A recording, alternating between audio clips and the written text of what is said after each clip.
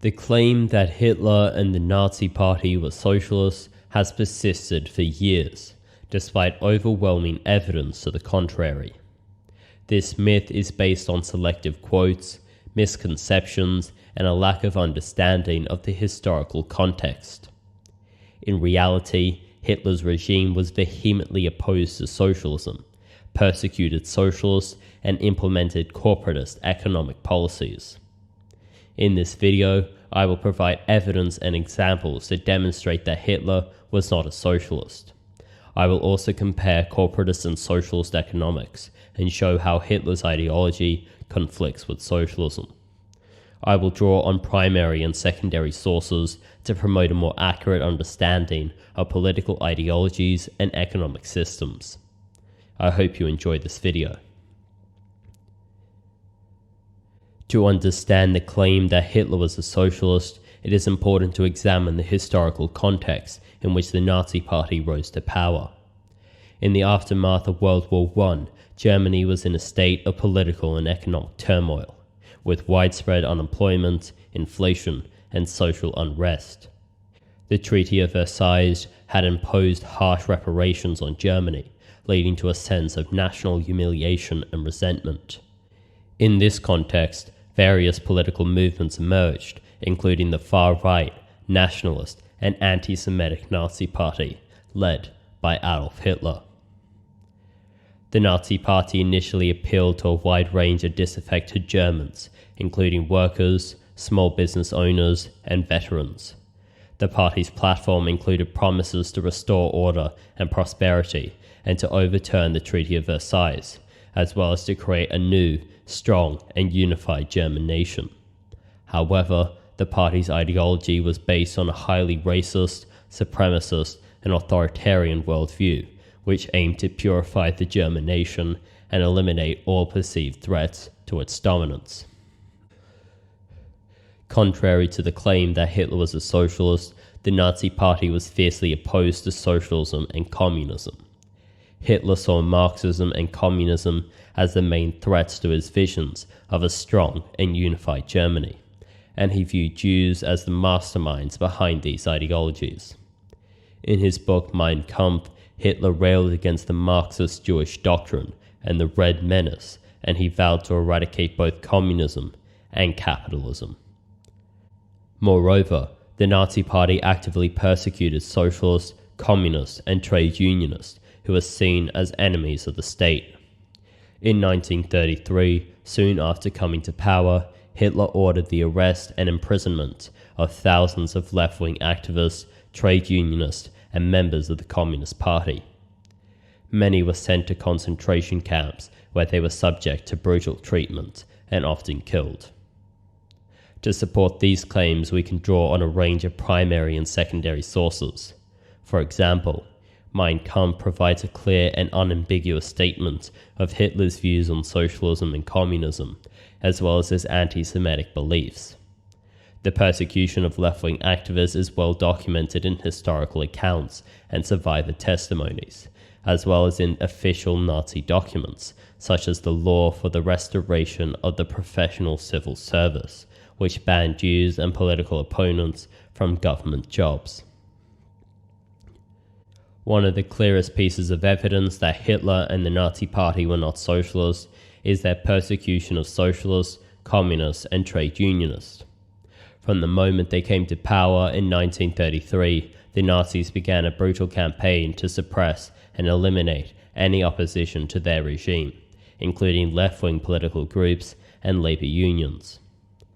In February 1933, just a month after Hitler became Chancellor of Germany, a fire broke out at the Reichstag building in Germany. The Nazis blamed the fire on a communist plot to overthrow the government and used it as a pretext to pass the Enabling Act, which gave Hitler dictatorial powers. In the weeks and months that followed, the Nazis carried out a wave of arrest, intimidation, and violence against socialists, communists, and trade unionists. On May 2, 1933, the Nazis raided the offices of the Social Democratic Party and arrested its leaders. The SPD was one of the largest political parties in Germany and had been a major force in German politics since the late 19th century. The Nazis banned the party, confiscated its assets, and imprisoned its members. On May 10, 1933, the Nazis carried out a similar raid on the headquarters of the German Trade Union Confederation, ADGB, which was the country's largest labor organization. The ADGB was a socialist-leaning union and had played a major role in the struggles for workers' rights and social welfare in pre-Nazi Germany.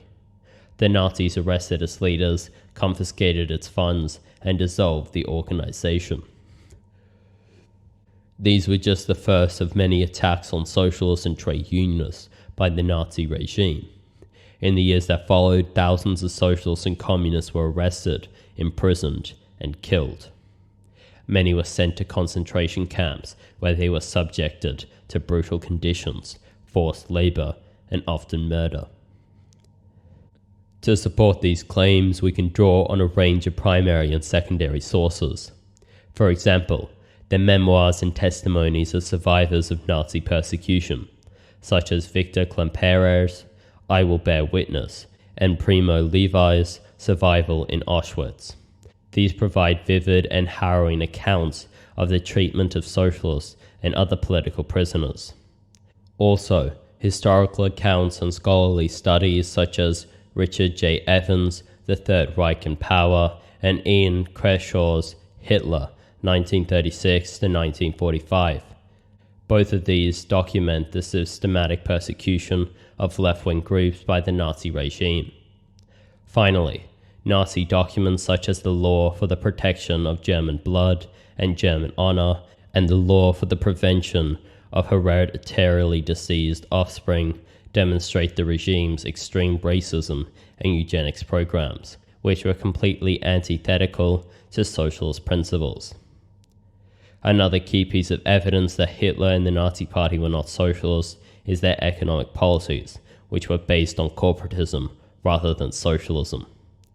Corporatism is a system of economic and political organization in which the government works closely with large corporations and labor unions to manage the economy. In contrast, socialism aims to abolish private ownership of the means of production and establish collective ownership or state ownership. Hitler's economic policies were based on the idea of the national community, which aimed to create a harmonious and homogeneous society. To achieve this, Hitler believed that the government should play a strong role in the economy, but not through nationalization or collectivization. Instead, he favored a corporatist approach in which the government worked closely with businesses and labor to regulate the economy and promote German economic growth. One key example of Hitler's corporatist approach was the establishment of the Reich Economic Chamber in 1933. This organization was designed to bring together various trade and industry associations to coordinate economic policy and promote the interests of German businesses. It was headed by prominent industrialists and was given significant powers to regulate prices, wages, and production. This approach was in stark contrast to socialist economics, which would have sought to eliminate private ownership altogether. Another example of the Nazi regime's economic policies was the Four-Year Plan, which was launched in 1936. This plan was to transform the German economy into a self-sufficient system that could withstand any future war. The plan emphasized government control over key industries and resources, but did not call for the abolition of private property. Instead, the government worked closely with large corporations such as Krupp and IG Farben to achieve its goals. Again, this approach was fundamentally corporatist, not socialist.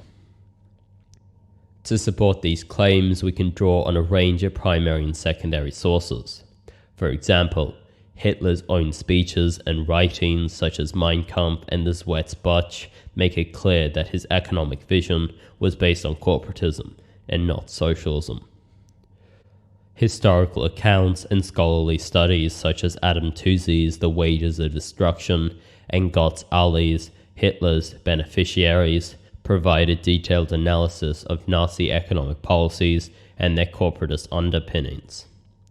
Finally, comparative studies of socialism and corporatism, such as Kevin Passmore's Fascism, a very short introduction, demonstrate the significant differences between the two systems of economic organization.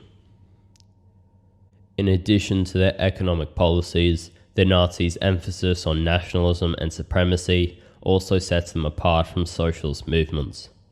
Hitler and other Nazi leaders saw themselves as promoting the interests of the German people above all else. They believed that Germans were a superior race, and that other groups such as Jews, Slavs, and Roma were inferior and should be eliminated or subjugated. This belief in racial superiority was enshrined in Nazi ideology and policy. The Nuremberg Laws of 1935, for example, defined Jewishness based on ancestry and forbade marriage or sexual relations between Jews and non-Jews. The policy of Lebensraum, or living space, aimed to expand German territory into Eastern Europe and eradicate the populations of Slavic peoples who lived there. The Holocaust, of course, was the culmination of these policies, resulting in the systematic murder of 6 million Jews and millions of others deemed undesirable by the Nazi regime. This emphasis on nationalism and racial supremacy is fundamentally incompatible with socialist ideology, which aims to unite workers across national and racial lines in pursuit of a classless society. Socialists believe that workers of all backgrounds have more in common with each other than they do with the wealthy elites who exploit them. This international approach stands in stark contrast to the Nazis' emphasis on national identity and racial purity. To support these claims, we can draw on a range of primary and secondary sources. For example, Hitler's speeches and writings, including Mein Kampf and the Zweitbuch, contain numerous examples of his belief in the superiority of the German people and the need to eliminate other groups. The Nuremberg Laws and other Nazi policies are also well documented in historical records and also in scholarly studies. Books such as the Timothy Sanders Bloodlands and Richard Evans' The Third Reich in Power provide detailed accounts of Nazi policies and their impact on various groups. Finally, we can point to the socialist tradition, which emphasizes the importance of class solidarity and internationalism. Marxist writings such as the Communist Manifesto and Das Kapital provide a theoretical framework for socialist thought that is fundamentally opposed to the nationalism and supremacy of the Nazi regime. You may be wondering, why would I ever need to provide evidence or explain that Hitler was anti-Semitic, racist, and all of that? But if claims like Hitler was a socialist and Hitler was a communist need to be debunked, then it seems as if everything we ever thought about Hitler is up in the air. In conclusion, the claim that Hitler was a socialist is not supported by the historical record. Despite his party's name, the Nazis were a far-right movement that rejected socialism and communism as enemies of the German people. The Nazis persecuted socialists, communists, and trade unionists, and their economic policies were based on corporatism rather than socialism. Moreover, the Nazis' emphasis on nationalism and racial supremacy is fundamentally incompatible with socialist ideology. To continue to insist that Hitler was a socialist in the face of overwhelming evidence to the contrary is not only inaccurate, but also a dangerous distortion of history. Such claims serve to muddy the waters and obscure the true nature of Nazism, which was a uniquely authoritarian and fascist movement that stands in opposition to the principles of socialism and democracy. The idea of Hitler being a socialist comes from a lack of understanding of what socialism is. Unfortunately, many believe that if the government intervenes in the economy, that it means that it is socialist, or at least socialistic. This understanding is flawed and misguided. Hitler did regulate the economy, like every other country does to a certain extent. Hitler was not a socialist or a capitalist. He was a fascist who used his power and control to regulate the economy while imprisoning trade unionists, socialists, and communists. Hitler intervened in the economy to promote nationalism and fascism, and not the rights of the workers, and he should never be considered a socialist just because the name of his party. Anyway, that is the end of the video. I hope you did enjoy, and if you are interested in learning more about this, I will have sources and many books linked in the description that you can read. Please subscribe and like this video if you did enjoy. And if you didn't enjoy, leave a comment. I have a lot of fun reading them.